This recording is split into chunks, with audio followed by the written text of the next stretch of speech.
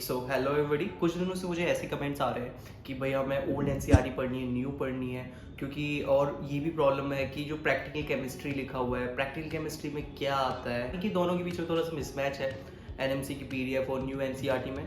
कुछ और प्रॉब्लम से किसी को सिलेबस ही क्लियर नहीं हो रहा कि ये इंक्लूडेड है नहीं है, पढ़ना है कि नहीं पढ़ना है। सो ऐसी बहुत सारी प्रॉब्लम्स हैं जिसको हम इस वीडियो में डिस्कस करेंगे and I am damn sure आपके जितने भी डाउट्स हैं मोस्टली हम क्लियर कर देंगे।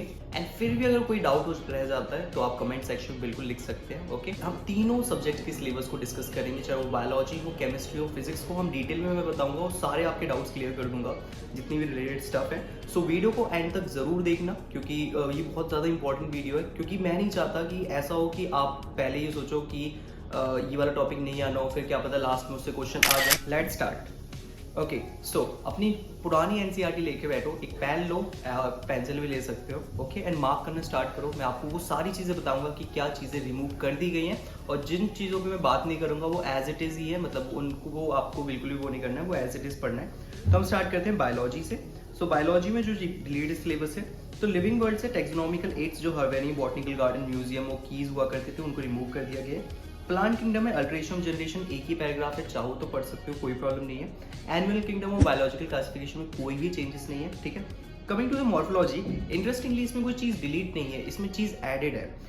ये है न्यू फैमिलीज ऐड की गई हैं, जैसे ब्रेसिकेसी, मॉलवेसी, लेग्यूमिनेसी, कंपोसिटी, ग्रामिनी। तो ये जो 5 फैमिलीज है, बहुत सारे स्टूडेंट पूछ रहे हैं कि ये 5 फैमिली हमें पढ़नी कहाँ से है। तो मैं आपको बता दूं, बहुत सारे जो मॉड्यूल्स हैं, बहुत सारे कोचिंग के मॉड्यूल्स में ये फैमिली होती है। आप अपने टीचर से पूछें या फिर कुछ मॉड्यूल्स को रेफर कर सकते हैं किसी भी ग्रुप वगैरह से, ठीक है। सो उसमें आपको ये फैमिलीज मिल जाएंगे। अब क्वेश्चन है कि फैमिलीज को हमें कितना डिटेल में पढ़ना है। तो मैं आपको बता दूं, जितना डिटेल में आपकी पुरानी फैमिलीज थी, मतलब जो जो कैरेक्टरिस्टिक थे, जैसे एंडोशियम, जाइनोशियम के फीचर्स वगैरह थे, मतलब जो जो पॉइंट्स पुरानी फैमिलीज के थे वही पॉइंट्स आपको इन लोगों के अलग से लिख लेने हैं। और ये बहुत स्पेसिफिक पॉइंट इसलिए मैं बता रहा हूँ क्योंकि ये एक डिफरेंस क्रिएट कर सकता है, क्योंकि जो स्टूडेंट इससे एक क्वेश्चन तो डेफिनेटली आएगा।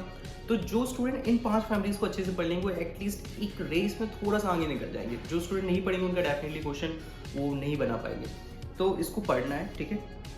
Coming to the next topic, that is animal tissue. तो एनिमल टिश्यू में आपको अर्थवॉर्म, कॉकरोच काट देना है एंड आपको फ्रॉग पढ़ना है। इंटरेस्टिंगली फ्रॉग काफ़ी ईजी है, ठीक है, क्योंकि फ्रॉग की बहुत सारी जो एनाटमी होती है वो ह्यूमन एनाटमी जैसी होती है, आप पढ़ोगे आपको पता चल जाएगा। Coming to the anatomy chapter, and इसमें आपको क्या करना है, आपको सेकेंडरी ग्रोथ, पूरी सेकेंडरी ग्रोथ नहीं पढ़नी है, ठीक है। सेकेंडरी ग्रोथ को छोड़ देना है, ठीक है, बाकी एज इट इज है। Coming to the next, biomolecules. Biomolecule में जो डायनेमिक स्टेट का एक पैराग्राफ दिया है और मेटाबॉलिक बेसिस का जो पैराग्राफ दिया है उसको हटा देना है, ठीक है। So next chapter is transport. पूरा ट्रांसपोर्टेशन इन प्लांट चैप्टर खत्म कर दिया गया है, this is deleted actually. Okay, coming to the another chapter, that is mineral nutrition. Mineral nutrition भी कंप्लीटली डिलीट कर दिया गया है। जो प्लांट ग्रोथ वाला चैप्टर था उससे basically photoperiodism, vernalization, seed dormancy, हालांकि काफी इंपॉर्टेंट टॉपिक हुआ करते थे, इससे काफी अच्छे क्वेश्चंस प्रीवियस ईयर में आए हुए हैं, बट इसको आपको नहीं पढ़ना है, ओके, इन टॉपिक्स को। Another thing is that digestion पूरा चैप्टर ही गायब है। इंटरेस्टिंगली डाइजेशन आप चाहो तो पढ़ सकते हो, आपके पास टाइम है तो it's okay. Another thing is the neural control, year and I को हटा दिया गया है इंटरेस्टिंगली, बट मैं आपको बता दूं ईयर एंड आई काफी इंपॉर्टेंट है। आपको एक बार रीड ले सकते हैं, ऐसे ही बहुत ज़्यादा कॉम्पिटेटिव वे में नहीं देखना, मतलब उसके क्वेश्चंस वगैरह नहीं देखो, बट मैं ये कहूँगा कि रिकमेंड करूँगा कि आप उसे एक बार पढ़ लें, क्योंकि जब आप फर्स्ट ईयर में आओगे ना तो आपको पता चलेगा कि एनसीईआरटी का जो ईयर एंड आई लिखा हुआ है वो काफ़ी अच्छा लिखा हुआ है, ठीक है। तो उसके जो कॉन्सेप्ट्स वगैरह आपके डेवलप होंगे वो काफ़ी अच्छे होंगे, ये आपको हेल्प ही करेगा एक टाइप से। तो चाहो तो पढ़ सकते हो, otherwise you can leave it.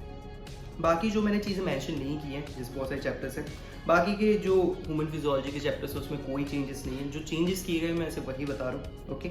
One more thing मैं आपसे ये कहना चाहता हूँ कि इसको बनाने में काफ़ी ज़्यादा टाइम लगा है एंड मेहनत लगी, सो प्लीज़ आप चाहो तो एक लाइक कर सकते हो एंड चैनल पर नए हो तो सब्सक्राइब करना नहीं भूलना, ओके, क्योंकि इतनी मेहनत करता हूँ, एक like and subscribe I guess बनता ही है, ओके।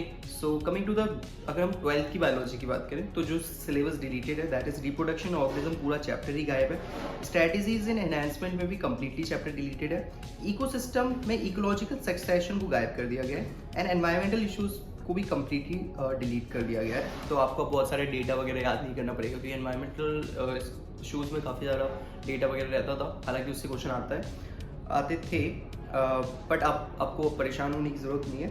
सो बाकी की जो चीज़ें मैं मेंशन नहीं की गई हैं वो एज इट इज सेम है, क्योंकि ठीक है, तो आपको परेशान नहीं होना है। Coming to the physical chemistry, physical chemistry में जो स्टेट्स ऑफ मैटर है वो चैप्टर ही गायब कर दिया गया। सॉलिड स्टेट, वीक पूरा चैप्टर ही डिलीटेड है। सर्विस केमिस्ट्री में अगर हम आए तो आपको कंप्लीटली पूरा सर्विस केमिस्ट्री गायब है, और उसमें आपको सोल्स का टॉपिक पढ़ना है। क्यों पढ़ना है मैं आपको बताऊंगा, उसका आगे रोल आएगा, ठीक है। लाइफ लेकिन लायोफोबिक सोल्स को आपको पढ़ना ही है इंटरेस्टिंगली, ठीक है। Coming to the inorganic chemistry की अगर हम बात करें तो इनऑर्गेनिक केमिस्ट्री में हाइड्रोजन जो चैप्टर है वो कंप्लीटली हटा दिया गया, रिमूव किया है। लेकिन मैं आपको बता दूं H2O2 की रिएक्शंस पढ़नी, इसके पीछे का रीजन है पी ब्लॉक। H2O2 जो है वो रिड्यूसिंग एजेंट भी है, ऑक्सीडाइजिंग एजेंट भी है, और इससे क्वेश्चंस आते हैं पी ब्लॉक में। तो इसके कॉन्सेप्ट को समझने के लिए आपको एक बार H2O2 पढ़ना पड़ेगा, ठीक है। S block interestingly completely delete कर दिया गया। जब मैंने ये चीज़ देखी कि यार एस ब्लॉक हटा दिया गया है तो मुझे थोड़ा अजीब लगा कि मतलब ये क्या सोच की चीज़ें हटाते हैं, मतलब ये कैसे डिसाइड करते कि हटाना है कि नहीं हटाना, पता नहीं कैसे, बट इसको नहीं हटाना चाहिए था। Coming to the metallurgy, metallurgy भी कम्प्लीटली डिलीटेड है। बहुत से लोगों को मेटलर्जी पसंद नहीं था क्योंकि थोड़ा सा टफ हो जाता था इनऑर्गेनिक, तो good news for you, okay. अब हम आते हैं सबसे popular question, that is practical chemistry में क्या करना है। सो जो लोग 12th में हैं उनको पता है कि प्रैक्टिकल केमिस्ट्री में क्या क्या टॉपिक्स आते हैं। फिर भी मैं डिटेल में अगर मैं थोड़ा सा बताऊँ आपको कि प्रैक्टिकल केमिस्ट्री में मैं आपको बता दूं पी ब्लॉक में जितनी प्रैक्टिकल केमिस्ट्री लिखी है, जैसे पी ब्लॉक में थोड़ी सी सॉल्ट एनालिसिस मिलेगी आपको, थोड़ा सा आपको फ्लेम टेस्ट के बारे में मिलेगा, ठीक है। सो ये सब प्रैक्टिकल केमिस्ट्री में आता है। इसी के साथ ये लायोफ्लिक लायोफोबिक जो सॉल्ट्स होते हैं, सोल्स है एक्चुअली, वो भी प्रैक्टिकल केमिस्ट्री में ही आते हैं। प्रैक्टिकल केमिस्ट्री अगर आप बोलोगे फिर सॉल्ट एनालिसिस कहाँ से पढ़ना है, तो सॉल्ट एनालिसिस की कुछ नोट्स वगैरह मैं सर्च करूंगा और अपने टेलीग्राम चैनल पे डाल दूंगा ढूंढ के कहीं ना कहीं से। एक्चुअली मैंने नोट्स बनाए तो थे सॉल्ट एनालिसिस की, बट ये है कि मैं काफ़ी टाइम से घर नहीं गया हूँ, तो वो नोट्स घर पे ही है। MBBS में बहुत ज़्यादा छुट्टियाँ नहीं मिलती है interestingly, so but I will try to find out and I will upload in my Telegram channel, तो ताकि आपको परेशान ना होना पड़े। तो प्रैक्टिकल केमिस्ट्री की जो और भी टॉपिक्स हैं छोटे छोटे, मैं भी उसकी एक लिस्ट जो है वो अपलोड कर दूंगा ताकि आपको बहुत ज़्यादा परेशान होने की जरूरत नहीं है। अभी आप प्रैक्टिकल केमिस्ट्री को थोड़ा रहने दें, बाकी की सिलेबस फोकस करें, डेफिनेटली चीज़ें अपडेट हो जाएंगी और मैं आपको बताऊँगा, ठीक है। Coming to the organic chemistry, तो इंटरेस्टिंगली पॉलीमर जो है वो हटा दिया गया है। वैसे बहुत छोटा सा चैप्टर होता था। केमिस्ट्री इन एवरीडे लाइफ भी कंप्लीटली हटा दिया गया है, ठीक है। एनवायरमेंटल केमिस्ट्री भी टॉक अबाउट, तो ये भी हटा दिया गया है। चाहो तो आप देख सकते हो, बट एज सच मुझे नहीं लगता ज़रूरत है। कमिंग टू द फिजिक्स, अगर हम फिजिक्स की बात करें तो जो फिजिकल वर्ल्ड एंड मेजरमेंट है उससे फिजिक्स, टेक्नोलॉजी एंड सोसाइटी, हालांकि ये चैप्टर पहले भी कोई नहीं पढ़ता तो इसकी कोई बात ही नहीं है, ठीक है। काइनेमेटिक्स में interestingly differentiation integration related topic हटा दिया है। अब बहुत से लोगों को लगेगा कि डिफरेंशिएशन इंटीग्रेशन करनी नहीं है, तो इसका मतलब डिफरेंशिएशन इंटीग्रेशन का कोई भी क्वेश्चन नहीं आएगा। ऐसा नहीं है, आपको डिफरेंशिएशन इंटीग्रेशन आना चाहिए। पूरी फिजिक्स में ये चीज़ बहुत बेसिक होती है, तो आपको उसको सीखना है, ठीक है। वो बस इनके कहने का मतलब है, वो जो स्पेसिफिक टाइप का क्वेश्चन आता था ना कि एक्सीलरेशन से वेलोसिटी पे कैसे जाओगे या फिर वेलोसिटी से डिस्टेंस कैसे निकालोगे, ठीक है। जैसे फॉर एग्जांपल हमें पता है कि velocity is equal to dx/dt, ठीक है। सो वही है, ये जो कन्वर्जन होते हैं कि डिस्टेंस से वेलोसिटी पे जाना, वेलोसिटी से एक्सीलरेशन या फिर रिवर्स जाना, इसमें डिफरेंशियल इंटीग्रेशन का यूज होता है, ठीक है। तो इस टाइप का पर्टिकुलर क्वेश्चन नहीं आएगा, लेकिन डिफरेंशिएशन इंटीग्रेशन का जो भी यूज है बाकी का वो तो आ सकता है ना। तो आपको ऐसे नहीं कि डिफरेंशियल इंटीग्रेशन पढ़ना नहीं है, आपको पढ़ना है, वो टॉपिक तो पढ़ना ही है, ठीक है। मतलब डिफरेंशियल इंटीग्रेशन आपको आना चाहिए। Coming to another, laws of motion में लुब्रिकेशन वाला टॉपिक आया है, not a big deal. Rotation motion में रोलिंग मोशन का है। इंटरेस्टिंगली रोलिंग मोशन से काफ़ी अच्छे क्वेश्चंस आए हैं, बट ये काफ़ी टफ टॉपिक होता था, थोड़ा प्रॉब्लम होता था, बट ठीक है। If you talk about properties of solids and liquid से क्या गायब है, तो पॉइजनस रेशियो गायब है, elastic energy, Reynolds number, black body radiation, Wien's displacement law, greenhouse effect, Newton's law of cooling, Stefan's law. अगर आप नोटिस करोगे तो ये वो टॉपिक्स हैं जिससे प्रीवियस में बहुत क्वेश्चंस आए हैं, यानी कि काफ़ी पॉपुलर टॉपिक्स को रिमूव किया गया है। ये थोड़ा है, तो इस बार देखा जाए काफ़ी पेपर अनएक्सपेक्टेड सा होगा, क्योंकि जो टॉपिक बहुत पॉपुलर है, जिनमें प्रीवियस ईयर पे काफ़ी क्वेश्चंस आए, अब वो नहीं है क्योंकि वो टॉपिक ही हटा दिए गए। तो कुछ नया देखने को मिल सकता है। जो अनपॉपुलर से टॉपिक है जिनको अक्सर लोग छोड़ देते हैं, अब उनसे क्वेश्चंस देखने को मिलेगा, तो be ready guys.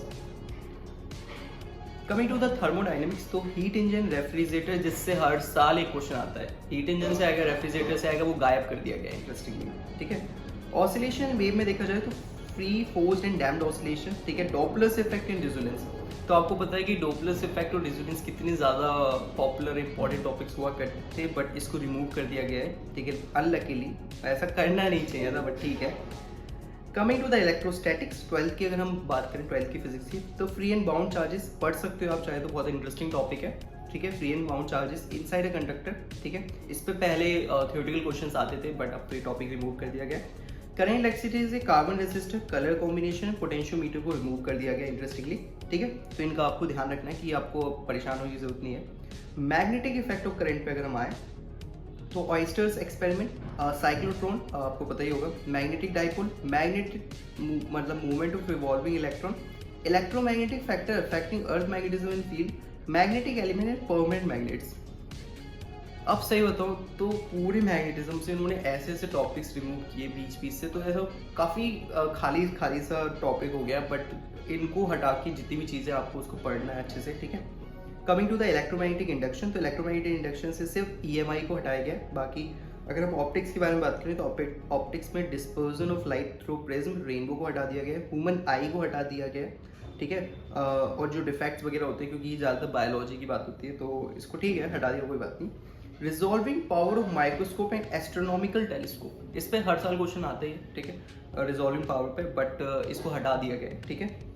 Coming to the final thing that is dual nature. So dual nature में एक्चुअली डेविसन जर्मन एक्सपेरिमेंट आया, एटम एंड न्यूक्लियाई में isotope, isobar, isotones, radioactivity को हटा दिया गया है। मुझे समझ नहीं आ रहा कि एटम से न्यूक्लियाई में से रेडियो एक्टिविटी को हटा दिया तो बचा क्या उस चैप्टर में? उस चैप्टर में कुछ इंटरेस्टिंग बचा नहीं, कुछ खास बचा नहीं, क्योंकि रेडियो एक्टिविटी से भी हर साल क्वेश्चन आते हैं ऑलमोस्ट एवरी ईयर। बट तो वही मैं कहना चाहता हूँ कि अब चीज़ें थोड़ी सी अनएक्सपेक्टेड आने वाली है। Coming to the semiconductor, semiconductor से junction transistor, transistor action, characteristic of transistor, transistor is amplifier, oscillator and switch. हालांकि लास्ट के टॉपिक्स कोई पढ़ता नहीं था, मतलब बहुत टफ टॉपिक्स हो जाते थे, transistor as amplifier, oscillator, switch.